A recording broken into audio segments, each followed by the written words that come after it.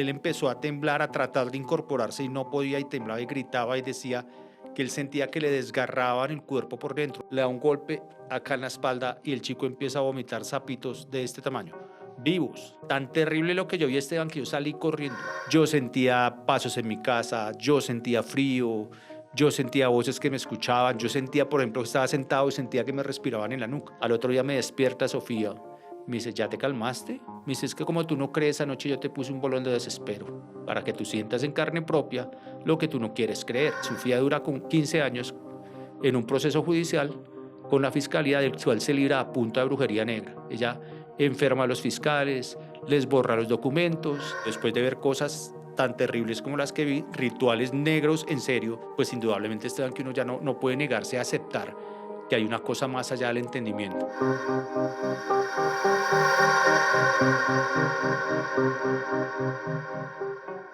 La brujería. La historia de una mujer, de una de las brujas más poderosas de Colombia, la van a escuchar de la voz de uno de los periodistas más importantes que ha tenido América Latina. Ha ganado todos los premios. Trabaja desde hace más de 30 años en medios. Fue un cronista impresionante en noticieros de televisión, en radio, en prensa.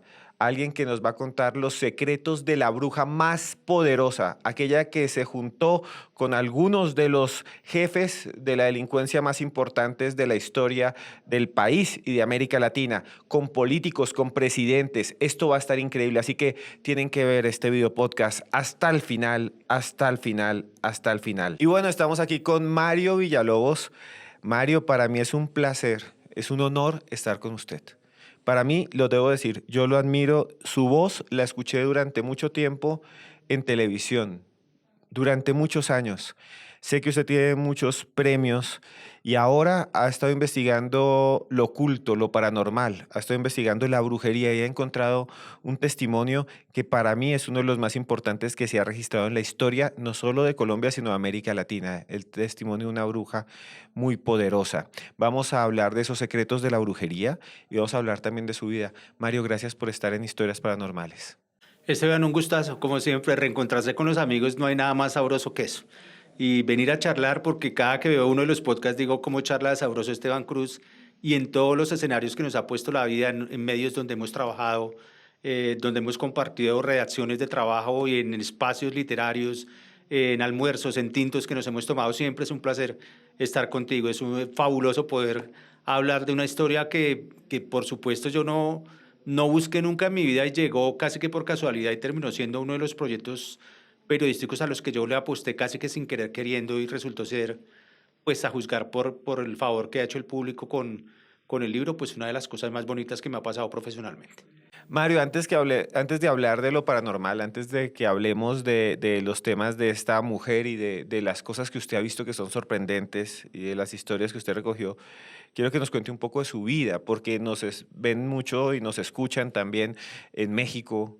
Un saludo a todos los de México, a los de Guatemala, nos ven mucho en Estados Unidos. ¿Quién es Mario Villalobos para los que no lo conocen? Bueno, yo soy reportero, nací reportero, creo yo. Mi mamá tiene una anécdota, dice que a los 6 años yo agarraba el molinillo, que es ese artefacto con el que uno bate el chocolate, y simulaba que era un micrófono y yo empezaba a preguntarle cómo te llamas y qué haces. Es decir, yo nací reportero, nací para esto. Mi papá, que ya no está aquí en este plano, siempre quiso que yo fuera médico y cuando se enteró que yo estudiaba periodismo, entró en furia y me dijo, yo no le pago esa vagabundería, usted va a terminar de locutor de almacenes de telas y mi mamá me dijo, usted no se preocupe. Mi padre jamás vivió conmigo, yo tuve mamá de sobra, una madre soltera, soy hijo de una modista, orgullosamente una madre soltera que crió 5 hijos sola. Todos somos profesionales gracias a ella. Tuve la oportunidad de estudiar mientras trabajaba ella, apoyándome siempre, y llegué a mi primer empleo grande, que fue en el año 92, 93, con Daniel Coronel, que es uno de los periodistas más famosos de Colombia y de América Latina, presidente de Noticias de Univisión, a un noticiero que hoy se llama Noticias Uno y en esa época se llamaba NTC Noticias. Yo arranqué como reportero de deportes, Esteban, yo era el productor del grandísimo locutor Edgar Perea. Entonces, al lado de Edgar fueron 8 años de andar a la pata a la selección Colombia, el día del 5-0 contra Argentina, era mi cumpleaños, ese día cumplí 23 añitos. Y de ahí para allá fueron 9 años, cuando Edgar se va de NTC, Daniel me saca de la sección de deportes y me dice, usted tiene un talento increíble para escribir, para hacer crónicas. Y yo, no, por favor, no me saque, lo voy a sacar de la cárcel. Yo lloré muchísimo porque él me quitaba el amor de mi vida, el sueño que era cumplido, además de ser periodista deportivo. Se fue Edgar y Daniel me asignó a esa vaina y empecé yo a explotar gracias a él, a Álvaro García y a Oscar Ritore, que son tres personas a las que les debo mucho. Empecé a explotar mi talento para escribir y ahí, de ahí me fui a hacer el curso a las grandes ligas, a Noticias RCN. Fueron 9 años allá inolvidables donde aprendí que esto era a otra velocidad. De ahí me fui después para el mundo institucional, estuve por los canales institucionales y luego llegué a Red Más Noticias, a donde tengo muchísimos amigos, entre ellos este señor que están viendo ustedes ahí y a la señorita que está detrás de cámaras, a doña Joanita Arenas, las conocí allá y arrancó esta amistad tan entrañable y este cariño que ha sido siempre sincero. A lo largo de esos 33 años, Esteban, pues he logrado muchas cosas, la fortuna de haber sido premiado 3 veces con el Premio de Periodismo Simón Bolívar, que es el máximo galardón que recibe un periodista en Colombia, también el Premio de la Sociedad Colombiana de Prensa, pero más allá de eso, que son momentos muy bonitos, pues he tenido la oportunidad de sentirme vivo con un micrófono en la mano. Yo nunca me he sentido más feliz que como cuando puedo ayudar a la gente. Y ahora desde esta otra orilla, que no es ni mejor ni peor, sino diferente, pues dar testimonio de cosas que la gente no sabe que pasan, que yo como periodista no pensé que fueran a pasar y que pensaba que no existían y que era cuento, pero que cuando tuve la oportunidad de verlas y vivirlas y sentirlas en carne propia, me estremecí y sentí que tenía que contar una historia como Confesiones de una bruja, que es este libro que ustedes ven aquí, que es el producto de más o menos 20 años de trabajo.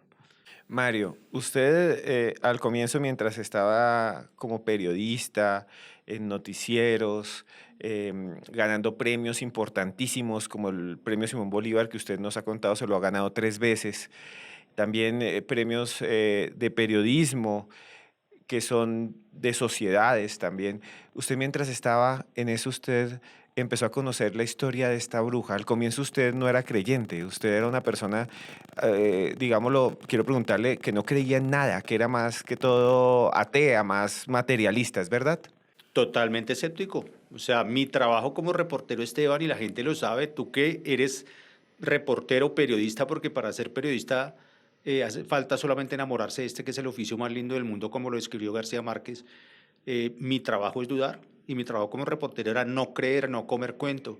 Y la historia de Confesiones de una bruja, que es este libro que hoy ustedes generosamente me permiten presentar, comienza casi que sin querer queriendo. Como les decía, yo llegó a mi vida de una manera casual. Yo, mientras trabajaba en Noticias Uno, que en esa época se llamaba NTC Noticias, los días de descanso, que eran el lunes y el martes, yo me asocié con una serie de colegas para venderle a Canal RCN un programa que se llamaba Alarma en las calles. Hace unos 24 o 25 años, en el año 98, 97, y seguramente tú has hablado en otros podcasts de estos, pues se puso de moda que los satánicos en Colombia robaban niños para hacer sacrificios humanos. Eso en el año 97, 98 fue un furor. En el 99 empieza esta historia. Nosotros hacíamos ese programa y el programa ese año iba a salir el día antes de Halloween, al aire, el 30 de octubre. Entonces, en el consejo de redacción de esa semana decidimos pues hacer como una vaina preventiva, decirle a la gente, venga, mire, expliquemos esto, con qué se come, con tortillas, con qué, no sé, esa vaina, qué es esa vaina del satanismo, con para qué un diablo es un satánico, se roba a un niño y qué hace con un niño, pues cómo lo sacrifican, digamos, más allá del morbo era una vaina preventiva. Empezamos como a preguntarle a los amigos, Esteban, venga, ¿usted conoce un esotérico, un brujo, un no sé qué? Y un periodista de esos que llamamos en Colombia de baranda, de crónica roja, de casos judiciales, me dijo, yo conozco una vieja que estuvo enredada aquí en un proceso judicial que duró muchos años. Pues si quiere le doy el número. Y así conozco yo a Sofía del Guercio, que es la protagonista de Confesiones de una bruja. La llamo, Esteban, le pido una cita para hacer un reportaje para televisión normal. Te estoy hablando que en el año 99 no había internet desarrollada, no había redes sociales, no había Twitter, no había nada, nada. Google, pues era un sueño todavía como lo conocemos. Es decir, no había posibilidad de rastrear ella quién era ni que ella supiera quién era yo. Llegamos, hacemos la entrevista, duramos cerca de una hora, hora y media. Termina ese episodio y cuando estamos recogiendo el equipo, las cámaras, las luces, Sofía me dice, Mario, tú me caíste bien, ven que yo te quiero tirar el tarot. Y yo le dije, no, mira, Sofía, yo no creo en eso, yo soy periodista, mi trabajo es ser incrédulo realmente. y me dijo, ven que yo cobro 200.000 pesos solamente por el tarot. A precio de hoy son cerca de $1.800 de hoy, como unos 3 millones de pesos colombianos de hoy, solamente por una sesión de 10 minutos de tirar las cartas. Y aún así yo le dije, no, mira, de verdad yo no creo eso. Además yo andaba en el acelere propio de tú sabes, Esteban, cómo son las noticias, así. Y yo entonces salí de ahí a grabar otra cosa, y yo tenía afán. Cuando yo estaba saliendo y ya estaba a punto de abrir la puerta de esa casona gigantesca donde la conocí, ella me dice, Mario, ven, quédate y hablamos de tu mujer y tu hijo. Y yo quedé absolutamente estupefacto, ya no tenía por qué saber nada de mí, porque como les contaba, las redes sociales no existían. Cuando yo me quedo así, ella pega esa risotada clásica de bruja como la hemos visto en el cine y me pica y yo me devuelvo y me tira al tarot. Y para hacerles el cuento, digamos, lo más breve posible, porque fue una sesión como de 2 horas, me dijo dos cosas que se cumplieron al pie de la letra. Me dijo, hoy es octubre del año 99, a mitad del año entrante ya no estás casado. Y efectivamente yo me divorcié de la madre de mi hija en julio del año 2000. Y me dijo, pero no te preocupes que por la época de tu cumpleaños vas a recibir una muy buena noticia en tu trabajo. Aquí lo veo muy claro. Yo cumplo el 5 de septiembre, el 8 de septiembre, del 8 de septiembre del 2000, recibí el primero de los 3 premios Simón Bolívar. En ambas ocasiones Sofía me llamó y me dijo, yo te dije, pero como tú eres incrédulo, como tú en esto no crees, como tú crees que es carreta, yo era pues, no sé, yo era como, ¿esto qué es? Me cuestionó mucho, yo empecé a preguntarme cosas, pero dije, bueno, esperemos a ver qué pasa. Con el tiempo yo me vuelvo muy amigo de Rochi Vallejo, que es su nuera, pero además su asistente personal. Un día nos vamos de rumba, Esteban. Rumba de tiro largo, porque además por esa época estaba empezando la famosa hora zanahoria, entonces uno llegaba muy temprano a farrear y, y trataba de que salirse a las 3 de la mañana ya casi que en pellones de las discotecas. Como a las 12 de la noche Rochi me dice, Mario, me voy porque mañana viene Nicanor a la casa y yo no tengo nada listo. Y yo, ¿quién es Nicanor? ¿Es su novia o qué? O sea, ¿qué onda? Me dice, no, Nicanor es el espíritu que toma la materia de Sofía para hacer sanación. Y yo, ¿qué cosa? ¿Qué día? ¿De qué me estás hablando? Me dijo, ¿es en serio?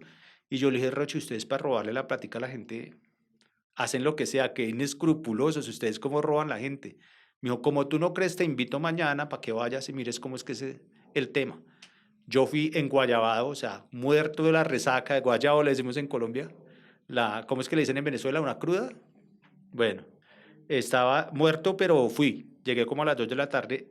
Sofía estaba en su mecedora y estaba bien tomada. Y yo le dije a Rochi, ¿qué va? Esta vieja está borracha. Me dice, no, Mario, es que ella dice que cuando ve a Nicanor venir a meterse al cuerpo de ella, eso es tan absolutamente espantoso que ya tiene que estar bebido. Estábamos conversando, así como estamos conversando tú y yo, y Sofía está en la mecedora y de pronto sufre como un desmayo, como cuando se quedan ahí, así como, uf, ¿sí? Y yo me alarmé y dije, rápido, una ambulancia, y todo el mundo quieto. Y Roche me dijo, tranquilo que ya ahorita vuelven, sí. Estaban en la casona esa que les comento y tenía una sala de recibo como unas 8 personas, aguardándola para que ella lo recibiera. Cuando Sofía vuelve en sí, como en las novelas, así, es otra persona, no es ella. Habla con una voz más gruesa, con una especie de acento venezolano.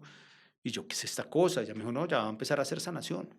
Yo, pero ¿sanación de qué me hablas, Rochi? Me dijo, ponle cuidado. Y empieza a entrar la gente, Esteban, de la salita de recibo, allá esa especie de consultorio que ella tenía, y ella empieza a hacer imposición de manos.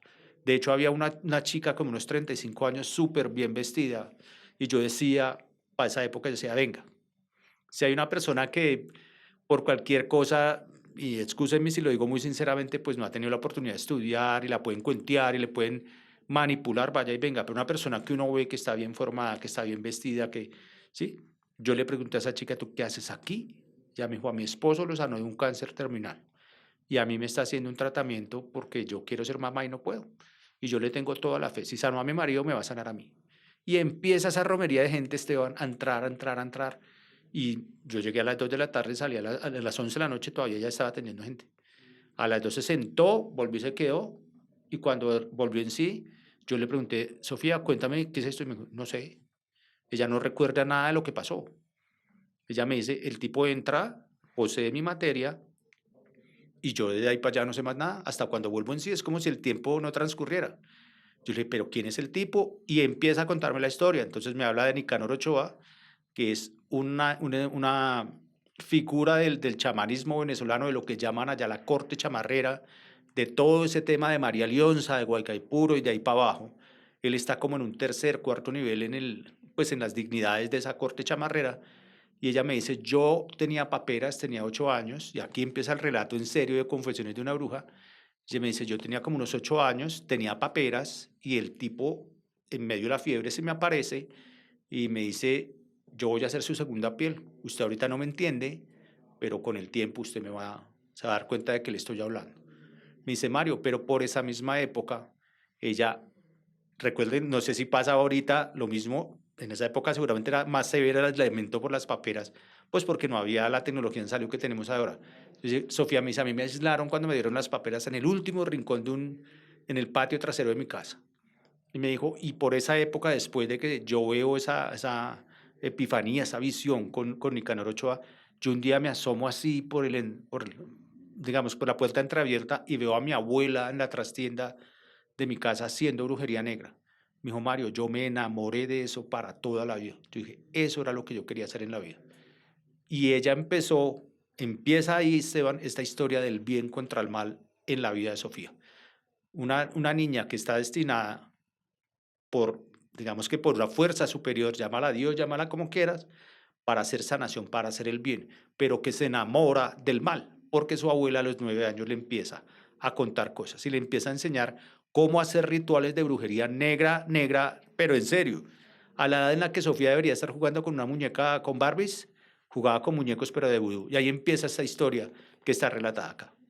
Mario, pero al mismo tiempo que usted estaba viviendo todo esto, que se iba de rumba con ellas, que había visto eso, que le habían leído el tarot, que le habían sucedido, usted seguía sin creer, ¿no? Total, Usted decía, esto no es real. no, esto no es real, esto no es real. Cuando ella me cuenta ese pedazo, yo identifiqué en ese momento que era una historia bacana, pero yo no sabía quiénes eran sus clientes. Entonces, como te dije, Rochi terminó siendo una de mis mejores amigas por cuenta no de sus actividades esotéricas, sino porque hicimos match y éramos muy buenos amigos. Yo le lidié todas las penas de amor, ella me lidió las mías, era como una hermana de esas que uno escoge. Eh, y cualquier día yo llego a casa de la bruja y veo un senador muy famoso, un político muy famoso en Colombia, y yo le dije, ¿y este man qué hace acá? Y ella me dijo, no, es que es uno de los mejores clientes. Y así pasó. Después vi gente que yo sabía que tenía vínculos con la vida política. Empecé a ver actores, cantantes, actrices, y yo empecé a preguntar, ¿y esa gente qué? No, es que vienen a hacer rituales negros y rituales blancos. Y ahí yo dije, aquí pasa algo, se me disparó a mí el chip y yo le propuse a Sofía empezar a escribir la historia de su vida. Y ella me puso una sola condición, Esteban, me dijo, hacemos lo que tú quieras, pero tú tienes que venir aquí para ver lo que yo hago, porque tú eres incrédulo a morir. Yo le dije, Sofía, entiéndeme que ese es mi trabajo.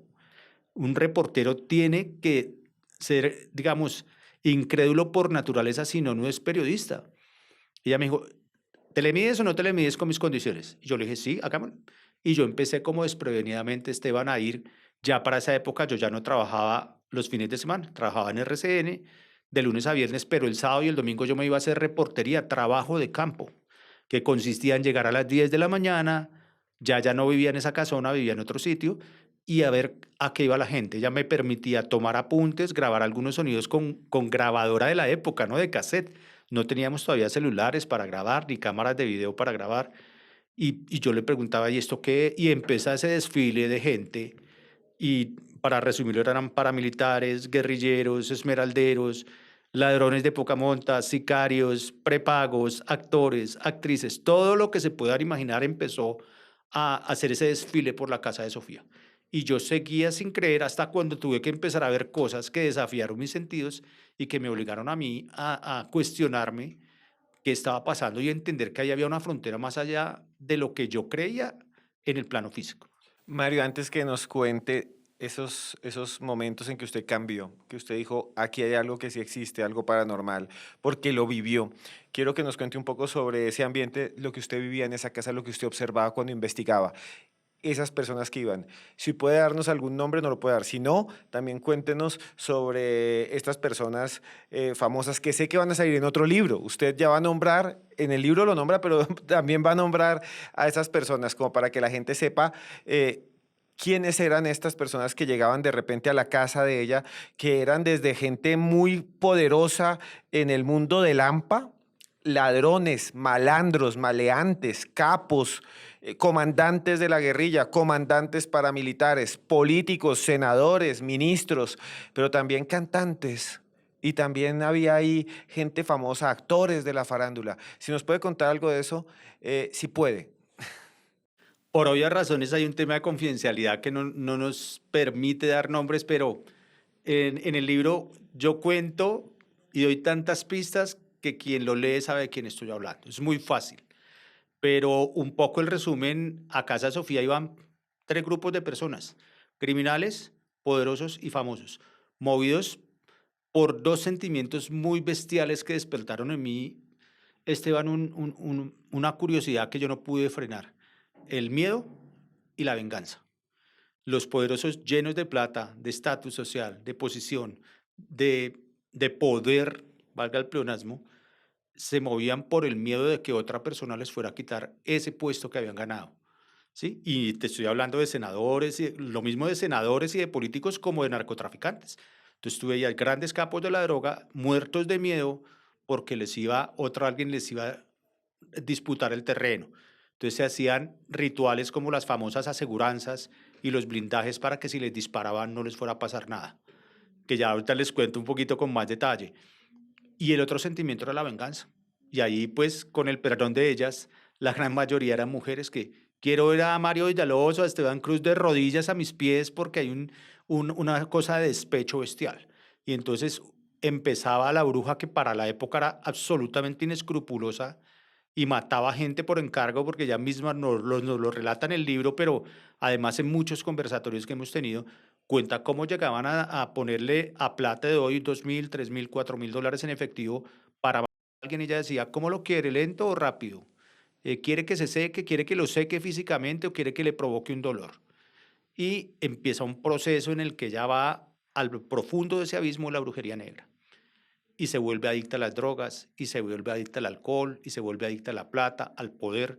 Ella sentía una emoción absolutamente indescriptible porque sabía que ella les producía un respeto tenaz a ese tipo de... ¿Tú te imaginas ver a un gran capo de las FARC en su propia casa decirle: por favor, ayúdeme?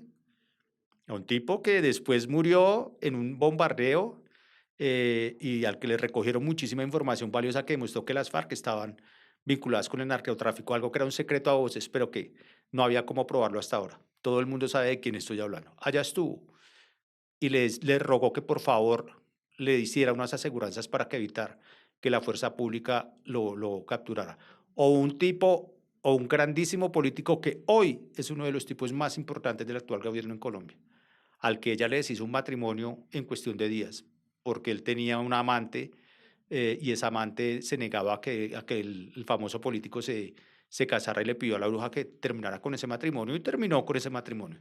Entonces, ver que el miedo y el sentimiento de venganza eran los mayores, digamos, la cosa por la cual iba la gente allá, para mí fue sorprendente. O sea, yo no pensé que uno pudiera conocer la maldad humana de ese tamaño y con ese tipo de nitidez, por decirlo algo, si el término es preciso.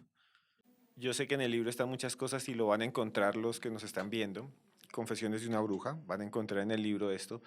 Pero quiero que nos cuente algo muy íntimo y que nos lo revele aquí, porque para eso son estos podcasts, para que todos conozcan este lado oscuro. ¿Usted vio rituales?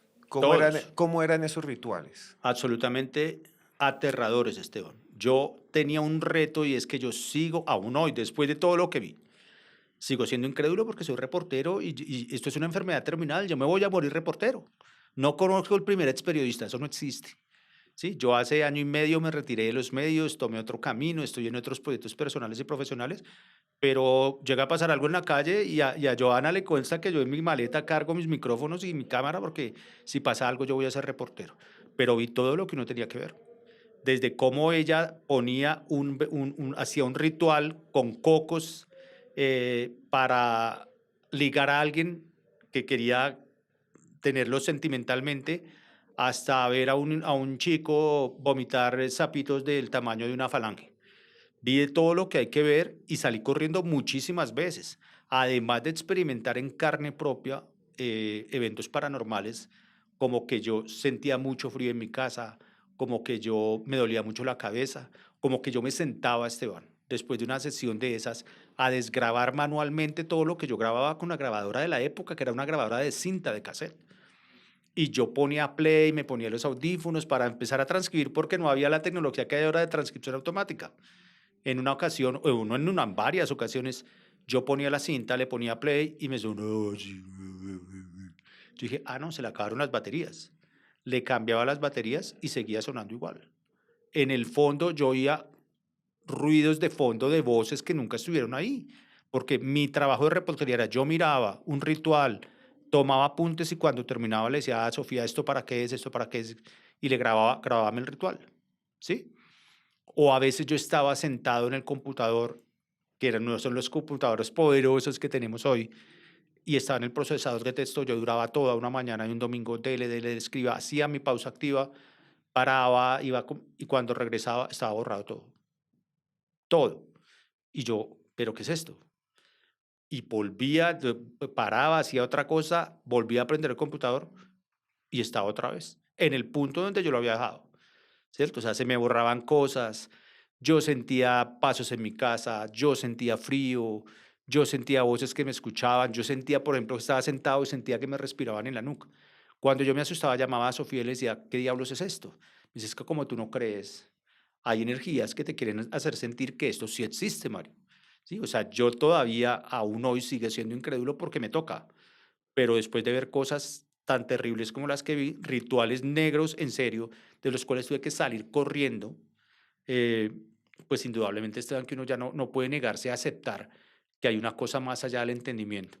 El culmen de eso, el momento más terrible para mí fue un día en que yo estaba viendo a Sofía con un velón de color oscuro, no negro, pero sí oscuro, donde ella estaba haciendo un ritual negro que consistía en separar a dos personas.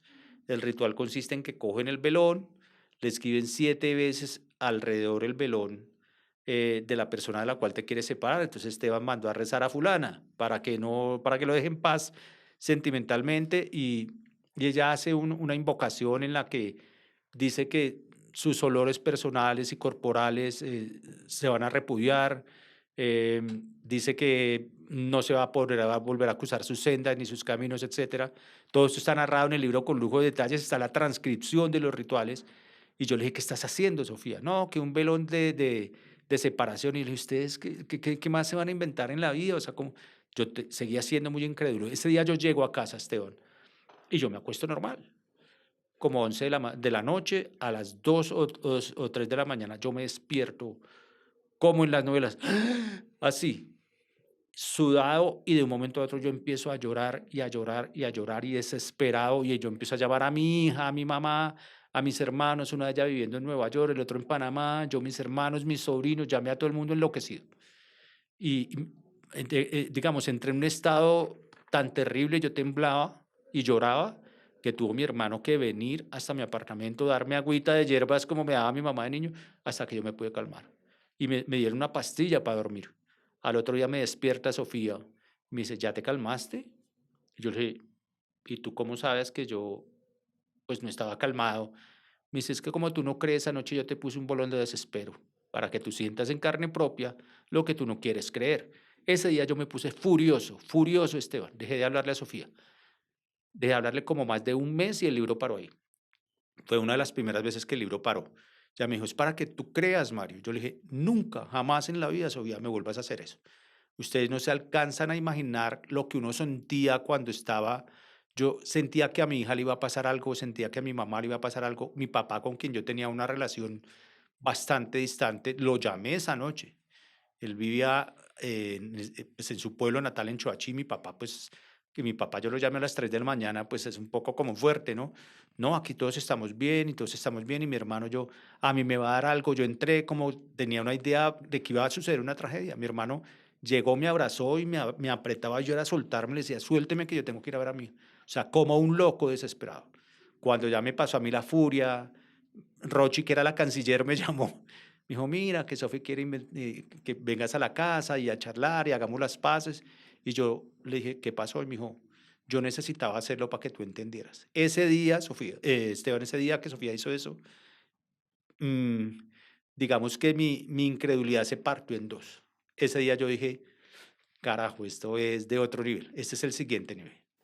Mario Villalobos, periodista reconocido en toda Colombia, salía en los noticieros de televisión, ganaba premios Simón Bolívar, creía que era simplemente una persona estafadora, digámoslo así, una estafadora que estaba ahí, era amigo de la familiar, las veía como amigas, hacía ese libro. Y quiero preguntarle a Mario Villalobos, después de ese momento que usted fue atacado por su misma amiga porque le puso un velón de desespero, en ese momento usted cambió. ¿Y qué otras cosas vivió usted en carne propia que usted diga, esto es sorprendente? Algo que usted nos pueda narrar desde su experiencia. Muchísimas cosas, pero hay una que está narrada en el libro y que además les voy a contar por qué es clave en el libro.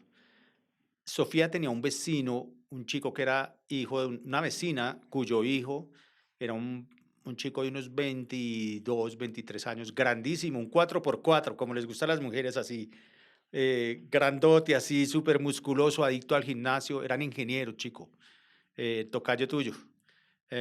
Y además, bueno, pues yo cuando iba a casa de Sofía a hacer la reportería era inevitable encontrármelo porque había un parquecito donde él salía como a las 7, 7:30 de la mañana a hacer ejercicio, ¿sí? Y nos saludábamos, hola Esteban, ¿cómo estás? ¿Qué hubo, hermano? ¿Cómo andas? No sé qué.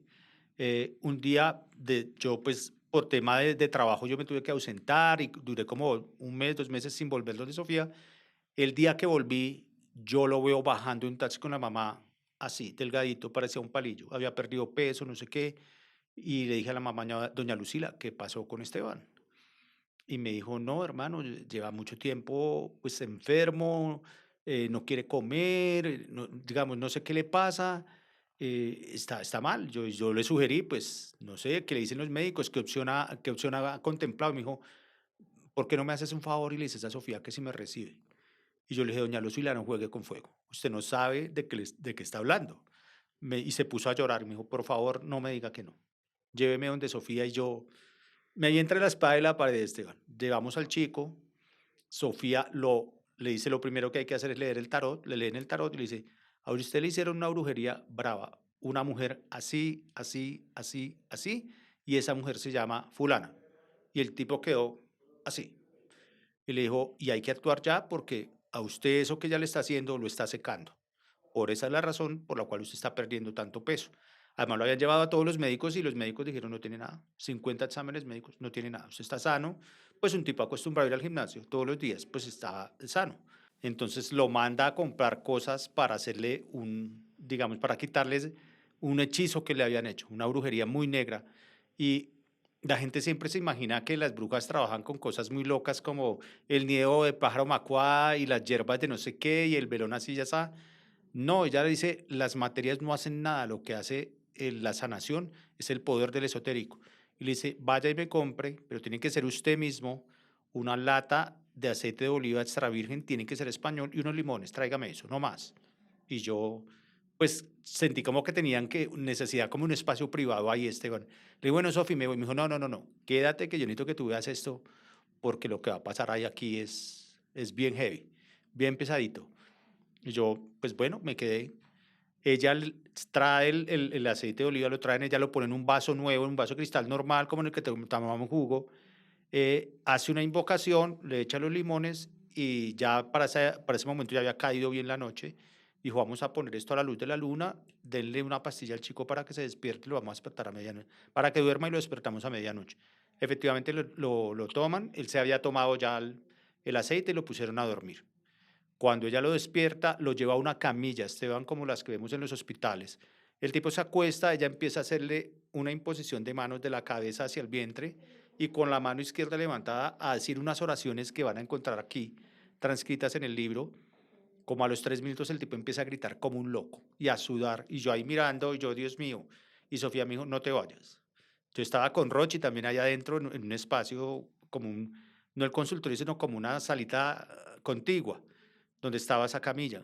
Y él empezó a temblar, a tratar de incorporarse y no podía y temblaba y gritaba y decía que él sentía que le desgarraban el cuerpo por dentro. La mamá estaba ahí, gritaba también, lloraba y él le rogaba a Sofía, suélteme, déjeme parar. Sofía no le paraba bolas, no le ponía atención y seguía haciendo su sortilegio y pateaba al piso así con fuerza y gritaba y gritaba. Sofía también sudaba. De pronto Sofía ahí le dice a Rochi, traigan un balde. ¿Y para qué? Dije yo, hijo, traigan un balde. Cuando venimos, ella ayuda a incorporar al muchacho, le seca el sudor, le da un golpe acá en la espalda y el chico empieza a vomitar sapitos de este tamaño, vivos, sapitos, en medio de una babasa verde, un olor absolutamente nauseabundo, casi nos vomitamos todos y el tipo vomitaba y vomitaba y vomitaba y Sofía hacía cada vez más fuerte la oración. Fue tan terrible lo que yo vi, Esteban, que yo salí corriendo, yo no fui capaz de quedarme ahí. Eh, Como a la semana yo tuve la fuerza para llamar a Sofía y decirle qué fue y me dijo, no, el chico le hicieron una brujería muy, muy fuerte. Yo dije, ¿pero en qué fue? Y me dijo, esto es un poco heavy de contar, pero tengo que contarlo con detalles.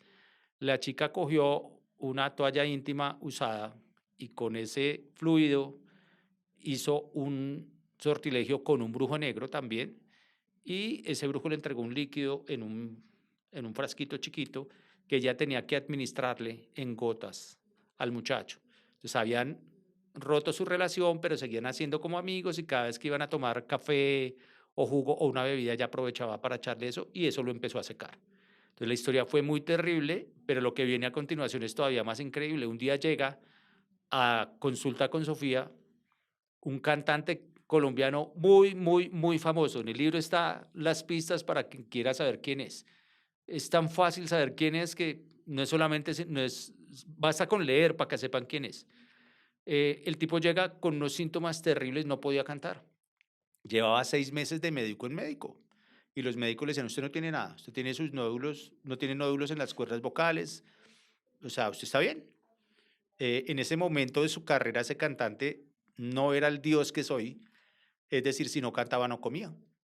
Y andaba desesperado 6 meses. A ese muchacho, a ese cantante, lo llevó a donde Sofía, su mejor amigo, que era cliente viejo de Sofía. Lo llevó a rastras. Yo estaba ese día almorzando con Rochi, llegamos a la casa de Sofía y cuando yo veo en la sala de espera de Sofía a este cantante famoso, yo, mira, ¿este man qué hace aquí? Y Sofía me dijo, no te vayas, veremos a ver qué quiere. El tipo no quería, no quería, porque además es muy, muy devoto de la Virgen. Que además es también una cosa que a mí me pasó, yo soy muy devoto de la Virgen y yo decía, a veces me sentía mal y yo decía, ¿yo qué hago aquí? O sea, yo soy creyente, mi abuela y mi mamá me enseñaron a ser creyente, yo rezo mi rosario todos los días. Era como una cosa ahí adentro que me hervía, Esteban, pero yo sabía que tenía que hacer mi trabajo de reportero. Total, este cantante llega, le leen el tarot y Sofía salió y me dijo, no te vayas a ir, porque a este man le hicieron lo mismo que le hicieron a Esteban, el flaquito, el muchacho del gimnasio, el vecino. Y yo, ¿cómo así? Y él me dijo, es exactamente lo mismo. Entonces ella le dice delante mío al cantante, hermano, mire, así, así, así. Y el man dice, no, a mí no me cuente, a mí no me va a sacar plata. Sale y se va. Con el tiempo pasaron 1 o 2 meses de demolición hasta que Sofía le dice al man, tráigame a ese muchacho porque está muy mal. Ese man no va a volver a cantar si yo no lo ayudo.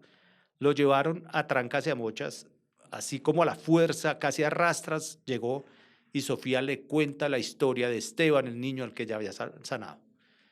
Y mejor dicho, la situación de ese cantante era tan desesperada que llevaba 6, 7 meses sin cantar, que le dijo, bueno, hágale, pero yo no quiero que aquí esté nadie. Y nos sacó a todos y se fue. El colofón de la historia lo van a leer aquí, pero más o menos es que ese señor hoy canta y es un dios de la música colombiana gracias a lo que ella hizo. Con el tiempo ella me dijo, usted vio que Esteban expulsó sapitos. Él terminó por contarme que eso era una cosa de niños comparado con lo que él expulsó. y le mostró algunas fotos que él había tomado la persona que lo acompañó al ritual. Y esa es la historia, una de las miles de historias de cantantes y de famosos que fueron allá a buscar en el más allá lo que no podían obtener en el más acá. Es una historia que reta cualquier sentido de un reportero, Esteban.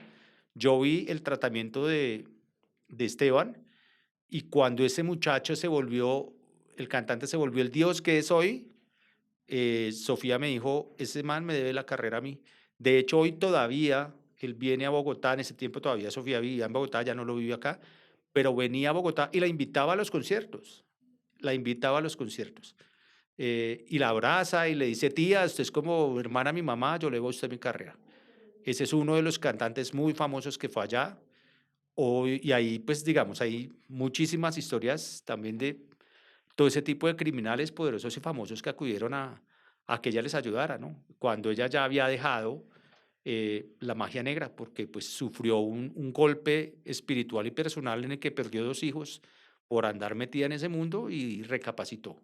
Cayó a lo más profundo y empieza un proceso de redención que también es muy, suena un poco, no sé, paradójico, Esteban, pero es un proceso de vida muy bonito porque ella salió del fango, era drogadicta, alcohólica, no se le veía la plata, ya delante mío le pagaban 10, 20, 30, $40,000 en efectivo, Esteban, en pesos colombianos, en dólares por un trabajo, y esa plata se esfumaba. Mario, yo quiero que usted nos cuente, que nos describa con pelos y señales, como usted es muy buen periodista y lo es, mejor que yo, que nos describa alguno de esos rituales que usted haya visto. Pero antes de eso, quisiera decirle a todos los que nos ven que si les está gustando este podcast, por favor denle like, lo comenten, se suscriban y vamos a hacer algo que yo nunca había hecho. Y es que estamos a punto de entrevistar a un cantante famoso de Colombia, o estamos buscándolo. Y si quieren que hagamos esa entrevista, si quieres que consigamos esa entrevista, ustedes que nos está viendo un cantante muy, muy famoso, necesitamos que aquí haya más de 4.000 comentarios. Si hay más de 4.000 comentarios, nos es más fácil. Así que comenten, comenten porque lo que van a ver después es asombroso. Como es asombroso lo que nos cuenta Mario. Mario, antes de que sigamos, porque quiero que nos cuente también sobre las consecuencias que tiene la brujería sobre los brujos, porque usted ya nos los ha dicho y eso se sabe muchísimo y la gente lo dice todo el tiempo. Quiero que nos cuente cómo es uno de esos rituales blanco o negro que usted haya visto. Algo que usted realmente nos cuente punto a punto lo que vio. Voy a contarles un ritual de separación que yo fui testigo. Llegó una ingeniera y le dijo, Sofía, mi marido anda con una colegiala, una señora de unos 35, 40 años, hermosísima, que uno decía, pero ¿cómo diablos este man va a andar con una chiquitina cuando tiene este caballote de mujer en casa? Y ella le dijo, no, pues mire, yo necesito que usted me ayude y la separe. Entonces Sofía le dijo, como les venía diciendo, ella no pide cosas extrañas. Ella dijo, me vas a traer 3 cocos y me vas a traer los 7 tipos de pimientas que hay en el planeta Tierra. La voladora, la dulce, la no sé qué, hay que están descritas con lujo de detalles, pero son siete, 7 pimientas.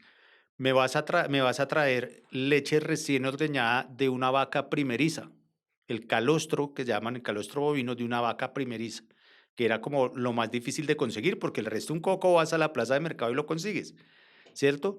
Y Sofía tenía ya como en su almacén, como en su bodega chiquita, trozos en forma de rombo de un cuero de serpiente. Hay de diferentes formas y depende de qué quieran hacer, pues usan el cuero de X o Y serpiente. Ella llega, abre los cocos, los reza y le pide a ella, escriba el nombre de su esposo y el nombre de la fulana 7 veces en un pergamino. 7 veces el nombre de ella y 7 veces el nombre de él. Le abre 3 punticas al coco, ¿cierto? Con una puntilla, le saca el agua de coco que todos nos tomamos en los cócteles, la ponen a un lado, coge el cuero de serpiente, lo raya y se vuelve un polvillo, ¿cierto? Echa la leche recién ordeñada, que además tiene que estar caliente, es decir, esa vaina, se consigue la vaca y eso tiene que mantenerse tibio hasta que se haga el ritual propiamente dicho. por los huequitos donde se mete, donde sacó el agua de coco, por ahí puso con un pitillo el agua mientras empezaba a hacer el rezo. Luego coge los pergaminos, los hace o sea, los reduce casi hasta que quepan por el tamaño y los mete ahí, ¿cierto? Cuando ya terminan esos pergaminos, esa leche recién ordeñada, ella empieza un ritual donde empieza a echar por cada tipo de pimienta, hace una oración diferente y los echa adentro del coco. Luego le pide a ella que ponga las dos manos encima de los cocos, así como si lo estuviera abrazando hacia el coco, como haciéndolo así, y que rece con ella. La mujer pone las dos manos así y Sofía le pone la mano derecha encima y con la otra levanta y hace lo que llama ella el secreto real, que es un ritual que es propio de cada esotérico en particular y que está descrito acá con lujo de detalles, realmente transcrito palabra por palabra. Cuando termina, coge unas cuñitas de madera, tapa el coco y le dice a la chica, tú tienes que mandar estos cocos a un agua que corra. Se fueron a un caño de aguas lluvias. En esa época Sofía vivía en el occidente de Bogotá. Los mandaron los coquitos al río Bogotá, que es uno de los ríos más contaminados del mundo. Y yo le preguntaba a ella, pero ¿cómo diablos, o sea, qué onda estos cocos, para dónde van o qué? Me dijo, uno de los tres cocos tiene que llegar al mar, uno de los tres, por eso hacemos tres, con la esperanza de que uno llegue al mar. Cuando llegue al mar, ella va a sentir un efecto, una ensoñación, una epifanía que le va a decir su efecto. Ese día Sofía le dijo, la muchacha le dijo, ¿cuánto le debo? Le dijo, no me pague. Cuando su marido vuelva hablamos. ¿Sí? Como a los 15 días, yo estaba de visita allá, golpean, hablan por el citófono, mire, es fulana de tal que si puede recibir, dígale que suba. Y venía a contarle, únicamente, exclusivamente a contarle a Sofía, que el marido había vuelto, como decía el Chavo del Ocho, como un perro arrepentido con el rabo entre las piernas. Entonces, ese fue un ritual en donde ella separó a esa niña que permanecía con la esposa de este señor. Digamos que ahí fue una cosa terrible y un ritual bien bizarro, bien negro, es el ritual de los llamados blindajes. ¿Quién se lo hacía? Guerrilleros, paramilitares, inclusive soldados y policías, gente de la Fuerza Pública de Colombia, que uno pues son normalmente gente que está como al margen de todo este tema esotérico, pero que lo hacían.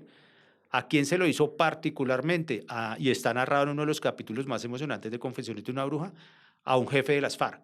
El tipo, para esa época, Sofía ya estaba como lejos del mundo oscuro, porque ya lo contaremos ahorita, hubo un break en su vida que la obligó a dejar la brujería negra. Pero el tipo llega, pues antes de que llegue, Sofía empieza a ver tipos armados por el barrio, y cuando venían su familia de regreso a casa, le exigieron que lo recibiera a una enviada de ese señor. Esa enviada le dice a Sofía, necesito que le ayude a mi jefe que está en la clandestinidad en los Llanos Orientales y era un grandísimo jefe de las FARC. Él necesito que tú le ayudes, si no, pues tengo hombres armados por todo el barrio y no quiero tener que usarlos. Y le dijo, ¿qué hacemos con eso? Le dijo, vamos a hacer unas aseguranzas. Fue el primer ritual que hicieron. ¿En qué consiste? Una cadena en la que van poniendo 7 dijes, uno por cada una de las llamadas 7 potencias africanas. Un poco ese tema del sincretismo de la religión cubana con la religión cristiana. Entonces, cada uno de los santos católicos tiene su equivalente en la religión africana que domina en Cuba.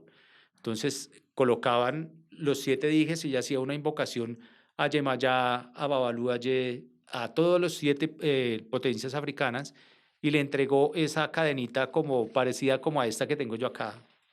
Lo que pasa es que mis dijes son la Inmaculada Concepción y San Benito que me protege de las acechanzas del demonio. Pero el que tenía ese señor de las FARC era 7 dijes, uno por cada una de las herramientas que usó San José cuando crió al niño Jesús.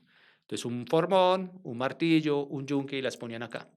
Ella lo reza y le dice al tipo, hermano, usted tiene que andar con eso ahí, quieto, y cuando usted sienta que la cadena, además tiene que mantenerla escondida, no al público, o sea, no la vea.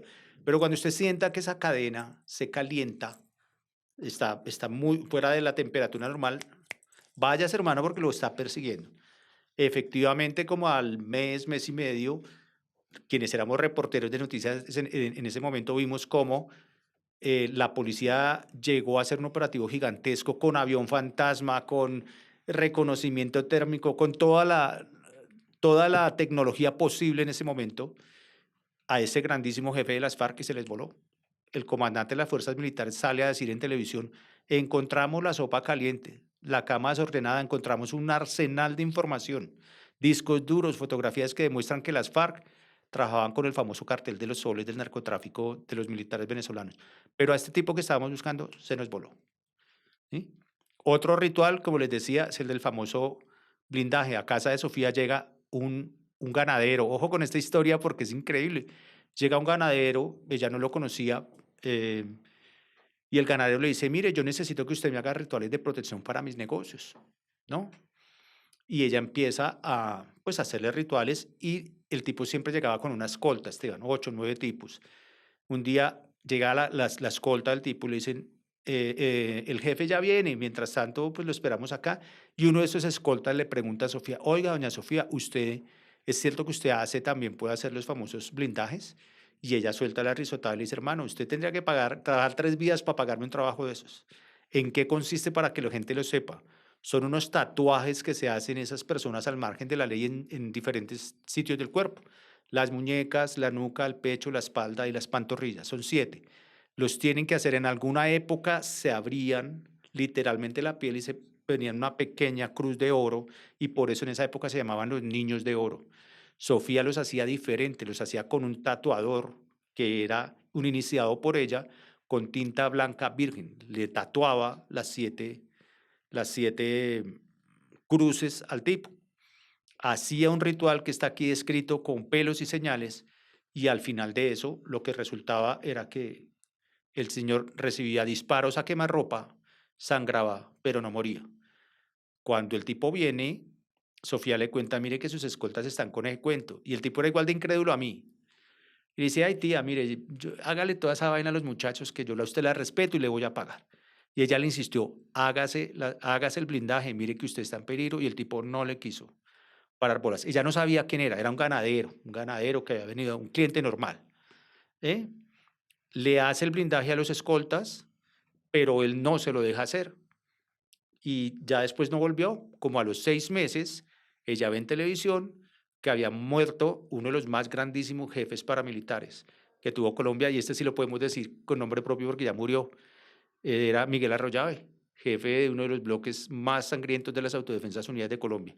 Un paramilitar absolutamente temible que murió ¿de qué manera? Acribillado por otros hombres de las autodefensas en los llanos orientales. Cuando ella ve en televisión al tipo dice, pero si ese era el ganadero que vino. Pues resulta que ese ganadero, tuvo tanta confianza con ella que ella le empezó a pedir plata prestada. Ella, como les digo, Sofía recogía plata y se la soplaba y en alcohol. Entonces a veces estaba ahí líquida y quería cambiar de casa. Y le dijo a él, yo necesito sacar un préstamo, ayúdeme y toda la plata que usted me da en efectivo, ahora consígnemela a esta cuenta.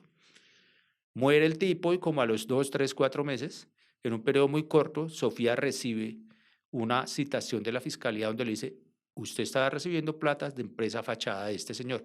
¿De cuál señor me hablan? Del señor Miguel Arroyave. ¿Quién es Miguel Arroyave? Pues ella creía que era un ganadero y no había tal ganadero.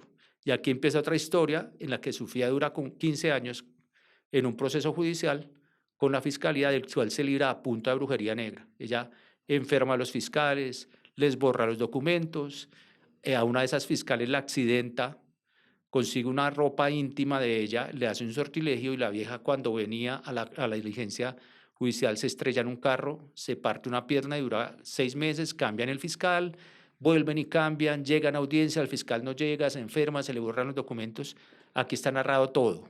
Al final el proceso prescribe los términos, Esteban, y ella se libra de uno de los sucesos que le pasó allá por confiada. Ella me dice a mí, yo que iba a saber que era un paramilitar, él vino aquí y a mí lo que me interesaba era la plata. Mario, realmente increíble lo que usted nos cuenta, pero quisiera también preguntarle por algo que siempre se ha dicho y creo que en la historia, en lo que usted ha publicado en su libro también está, y es la idea de que todo brujo negro, todo brujo malvado, todo aquel que hace sortilegios, que hace pociones para hacer daño, también al final en su vida termina también sufriendo, termina también siendo atacado porque como es arriba es abajo, como si yo hago daño también voy a ser castigado.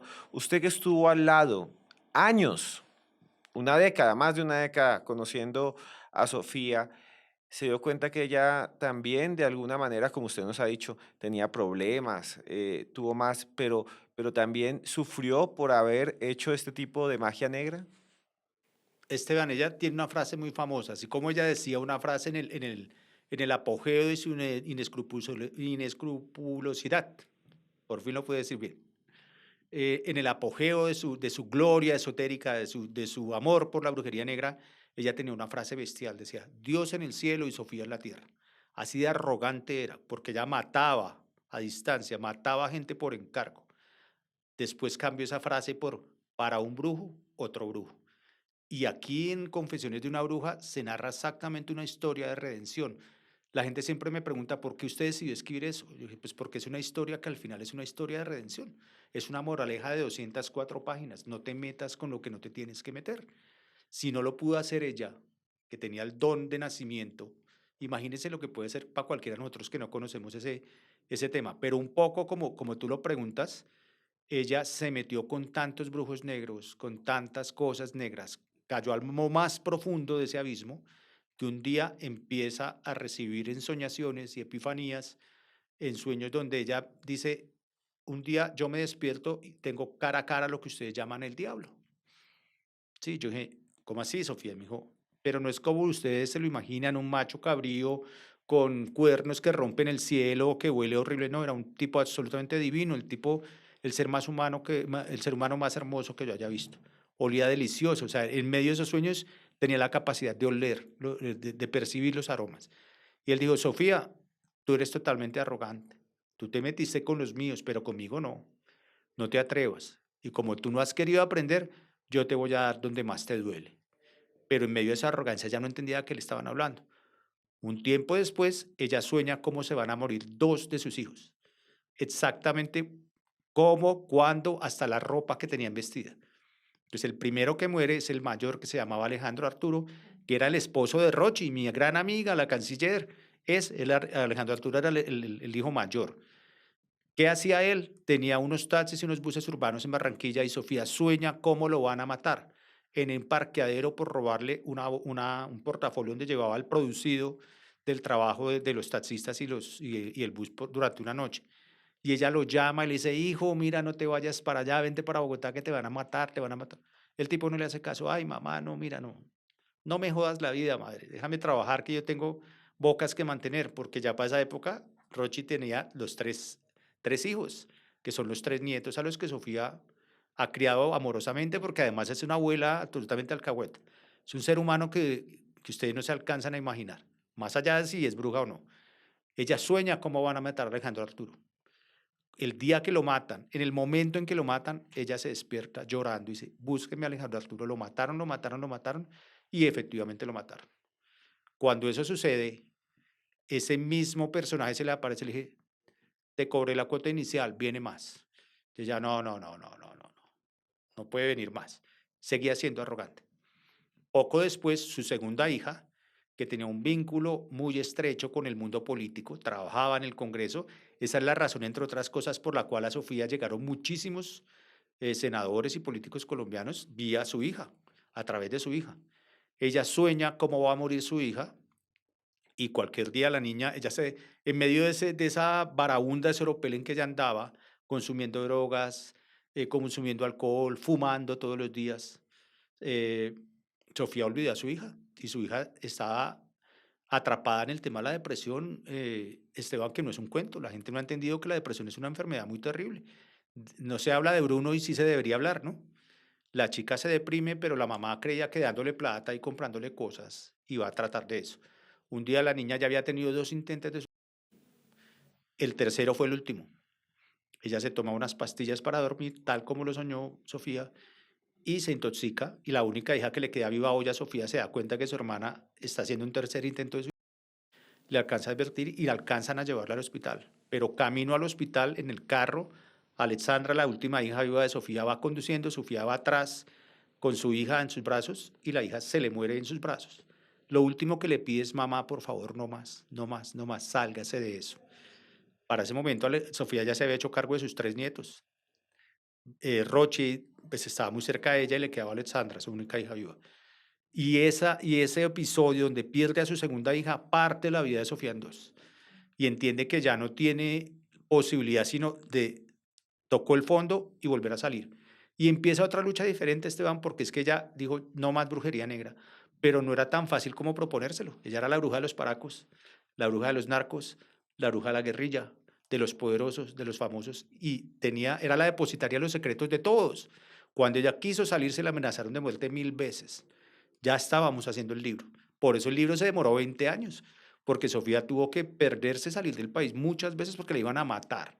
Venían tipos de ese mismo pelambre a decirle, necesito que me haga tal brujería negra. Ella dijo, no, yo no quiero. No, no es que si quiere, tía, es que lo tiene que hacer o la mato. Y ella salía y se perdía. Entonces empieza ese proceso de redención donde ella pone pie en tierra, le pide perdón a Dios con el acompañamiento de un sacerdote y sale a flote. Es una historia de redención absolutamente hermosa porque la gente no se imagina cómo es combatir las adicciones. Ella no tenía una sola, Esteban. Ella era adicta al alcohol, a la droga, a la cocaína, al cigarrillo, a la plata y al poder. Y además acababa de perder 2 hijos. Estaba quebrada emocional, financiera y familiarmente.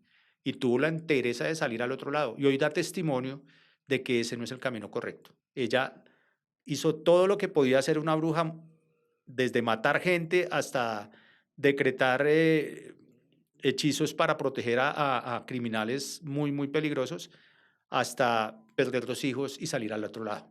Entonces, un poco resumiendo lo que tú me preguntas es, la frase es contundente, para un brujo, otro brujo.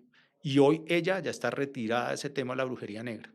Ya, cuando decidimos que era prudente terminar el libro, ¿por qué lo terminamos ahora? Porque toda esa gente terminó o presa o muerta. Y ahora sí podíamos publicar. El año pasado, el año sí, el 23, nos dedicamos a pulir el resto del libro que nos faltaba y a mirar qué nombres podíamos contar, qué nombres no podíamos contar, para entregarle a la gente lo que yo creo que es una moraleja de 204 páginas, como les digo, que se llama Confesiones de una bruja. Mario, quisiera preguntarle, ustedes terminaron el libro, ya salió al mercado, pero usted sigue investigando y vienen cosas nuevas. Quisiera que nos contara algunas de esas cosas que ha descubierto nuevas que pronto saldrán también y que nos cuente sus proyectos de lo que viene, pero que nos dé una abrebocas de esas nuevas situaciones que usted ha descubierto y que usted ha encontrado. Un día, en un conversatorio, se para una chica con unos 25 años que ella nos confesó en la feria del libro que se había comido el libro en una sola noche porque no había podido parar. Y le dijo a Sofía, y es que tú no piensas contarnos más, nos vas a dejar iniciada. Mario, tú también nos vas a dejar iniciado.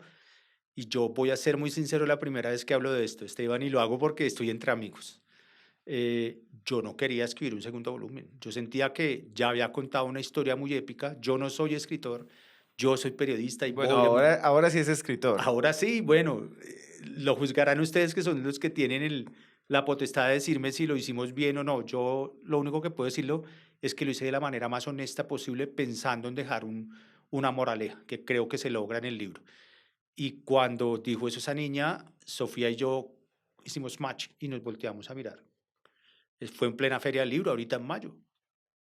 Y como que quedó ahí y el papá de todo esto, que es Rafa Poveda, me dijo, hermano, yo creo que tienes un deber moral con la gente de seguir contando cosas. Y entonces yo me cuestioné si tenía el tiempo, la paciencia y la dedicación ahorita que estoy en otros proyectos personales y profesionales de hacer un segundo volumen y decidí subírmele al potro y esta es la primicia para ustedes. Va a haber un segundo volumen de Confesiones de una bruja que va a ser totalmente diferente, Esteban. Vamos a seguir contando cuentos de famosos, de poderosos y de criminales, pero los vamos a contar desde el lado B de ese disco. Y es cómo su hija, sus 3 nietos, sus 4 nietos y Rochi sufrieron toda esa inescrupulosidad. Cómo ellos tuvieron que aguantar ver a su abuela volverse adicta y hacer brujería negra. Entonces vamos a ver episodios tan bizarros como que los 3 hijos de Rochi, que eran niños de 8 y 10 años, los encerraban en un ático cuando sufría iba a hacer brujería negra para todos esos criminales. Entonces los chicos me cuentan el terror que sentían encerrados en un ático mientras abajo su abuela hacía brujería negra. Entonces imagínense lo que van a contar. Vamos a contar cómo la única hija que le queda viva duró 7 años sin hablarle a su mamá, porque ya le rogaba a mamá, sálgase, sálgase, sálgase. Y Sofía estaba llena de, de una arrogancia bestial que lo único que le hacía pensar era en plata. ¿Sí? Alexandra, su única hija viva, duró 7 años sin hablarle a su mamá. ¿Cómo vuelve Alexandra a hablar con su mamá cuando su esposo, el de Alexandra, lo diagnostican con un cáncer terminal? Y Sofía lo salva del cáncer terminal. Entonces esa historia la vamos a narrar y aquí una claridad que ella siempre hace. Cuando hay una enfermedad de esas terminales producto de una brujería, yo puedo hacer algo. Si es porque el cuerpo la produjo naturalmente, no hay nada que hacer. Pero Sofía sana al, al esposo de su hija, de su única hija viva, y eso da para que ellos se reconcilien nuevamente. Pero vamos a tener la historia memorable de cómo en su vida uno de los narcotraficantes más poderosos del país contrata un equipo de seguridad para que lo lleve a huir y ese equipo de seguridad a su vez busca a Sofía para que proteja a ese narcotraficante de la persecución final. Y estamos hablando de Gonzalo Rodríguez Gacha, el mexicano. ¿Cómo muere Gacha? En un enfrentamiento con la fuerza pública cerca de la costa colombiana, cuando salió huyendo en la plena época de la guerra abierta entre el narcotráfico. Su escuadrón de seguridad en Bogotá contrata a uno cerca a la costa Caribe para que lo recibieran y le dieran protección. Estaban tan cercados que el líder de esa segunda banda de costeños eh, busca a Sofía para decirle que están en una encerrona y que tienen que hacerle una protección al mexicano. Sofía la diseña y todo, pero el tipo es absolutamente terco, arrogante y no quiere. Sofía estuvo y le entregó todo lo que había que hacer, pidió los materiales y dijo, vamos a hacer un ritual para protegerlo, una especie como de aseguranzas y blindajes que ya he relatado, y el tipo en medio de su arrogancia se niega a que Sofía haga el tema. ¿Y cómo muere finalmente? Pues en un enfrentamiento con la fuerza pública, con su hijo, y se van de este plano. Y vamos a contar la historia de uno de los alfiles de uno de los escándalos más famosos del país, que fue el proceso 8000. Todo el mundo sabe quién defendió a capa y espada al entonces presidente Ernesto Samper. Y vamos a hablar de cómo ese hombre recibió protección de Sofía para ayudar a que ese proceso 8000 no avanzara mucho. Ese hombre del cual vamos a hablar nunca supo que Sofía trabajaba para él. Él nunca le pidió a Sofía que hiciera nada para protegerlo, pero ella lo quería tanto porque trabajó con su hermano. El hermano de Sofía era uno de los alfiles políticos de ese hombre del cual vamos a hablar en Santander, en Barranca Bermeja. Ya todo el mundo sabe de quién estoy hablando. Y su hermano le pidió a Sofía, mira, a mi jefe lo están apretando duro por el tema del proceso 8000, que para quienes no lo tienen en el radar fuera de Colombia, pues fue la famosa financiación con presuntos dineros del narcotráfico de la presidencia de Ernesto Samper Pizano, uno de los presidentes más polémicos del país. Finalmente la justicia lo exoneró de ese tema, pero siempre quedó en el radar que hubo dineros del narcotráfico metidos en su campaña presidencial. Pues bien, el hombre que fue su alfil, que lo defendió a capa y espada, fue ese hombre al que Sofía protegió porque su hermano se lo pidió. Su hermano Cayetano, que ya no está en este mundo, le dijo, Sofía, a mi jefe lo tienen apretado, y Sofía empieza a hacer rituales para proteger a esa persona. Esa persona nunca supo que Sofía las hizo, ni se las pidió, quiero aclararlo porque pues hay que decirlo. Y vienen historias también más terribles, como muchas más que van a poder leer en ese segundo volumen. Y esa persona era Horacio Serpa. Era Horacio Serpa, ya lo podemos decir. Horacio jamás le pidió a Sofía que hiciera nada, pero Horacio la conoció. ¿Por qué la conoció? Porque Sofía vivía muy pegada a su hermano Cayetano. Cayetano era el hombre que le organizaba todo en el Santander y especialmente en Barranca Bermeja a Horacio.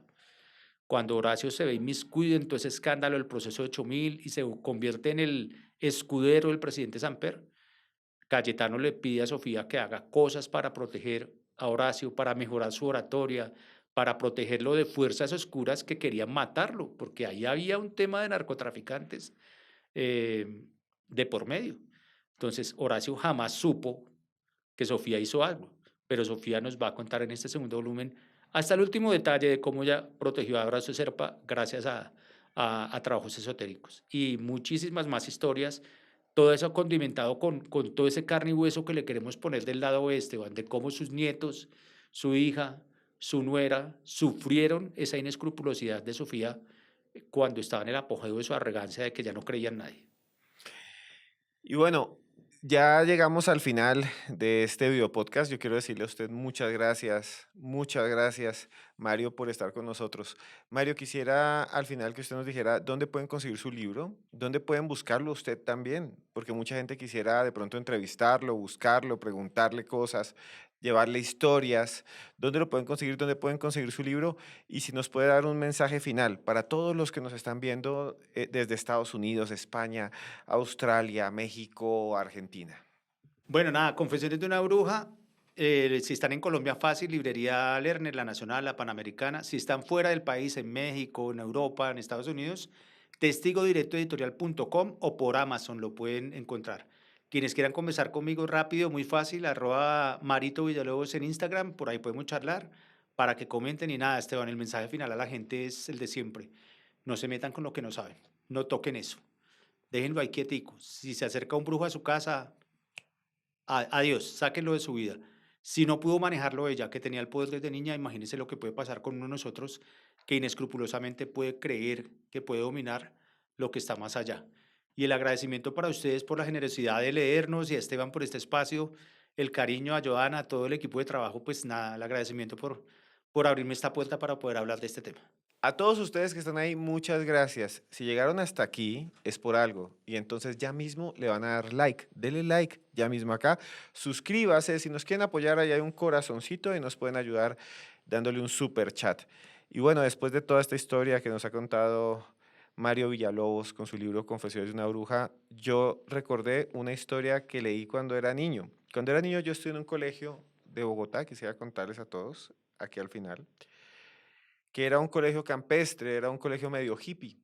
Y recuerdo que un profesor en algún momento nos hablaba de la magia, nos hablaba de la posibilidad de cambiar la realidad a partir de los pensamientos y nos leyó un cuento muy antiguo y ese cuento lo recordé justo cuando Mario hablaba.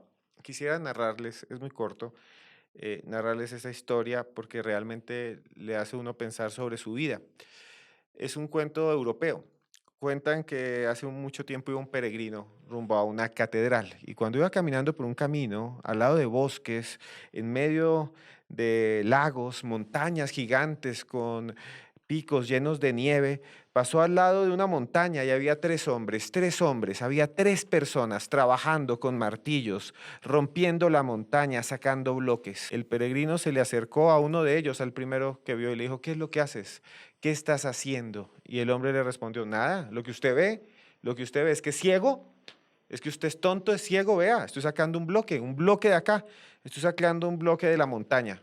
El peregrino se sintió un poco mal y fue donde el segundo hombre y le dijo, ¿y tú qué estás haciendo? Y él, más amable, le dijo, mira, estoy sacando un bloque de la montaña y lo estoy puliendo porque están construyendo un puente y están construyendo una catedral más adelante en un pueblo.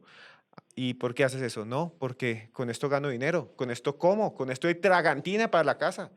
Como allá comían era jabalí y comían otras cosas, con esto como es paté, ¿no? Como acá que comemos gallina y hasta chigüiro, ¿no? Con esto comemos, lo que conocen los chigüiros son los capibara.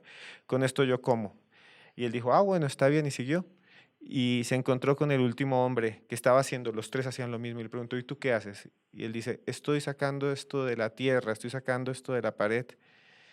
Y esto es historia, porque estoy ayudando a mi pueblo, porque vamos a construir un puente. Y cuando alguien se enferme vamos a pasar más rápido, porque cuando queramos ir a otro lado por alguna urgencia vamos a poder cruzar sobre esos abismos por el puente que están construyendo con este bloque y estoy ayudando a mi gente, a mi familia, estoy ayudando a mi pueblo. Esa historia se me quedó grabada y quería decirles eso. A veces no sabemos lo que hacemos, ponemos un granito y le ayudamos a los demás. Eso hace Mario escribiendo libros. Cada vez que usted lee un libro cambia. Cuando uno lee un libro es otra persona, mejora. Cuando usted hace algo por los demás se ayuda a usted mismo. Cuando usted le ayuda a su familia, le ayuda al mundo, le ayuda a usted a mejorar. Cuando usted ayuda a las personas, se ayuda a usted. Siempre haga cosas buenas, aléjese de las cosas malas. Usted puede hacer lo que quiera, siempre y cuando haga las cosas bien y siempre le irá bien. Yo deseo que le vaya bien, esté en México, esté en Estados Unidos, trabajando duro por su familia, Aquí nosotros trabajamos duro con Joana, con Tania, hoy Mario que nos acompaña para ustedes. Y nosotros ponemos nuestro granito de arena, así como usted lo pone con su familia. Siga adelante.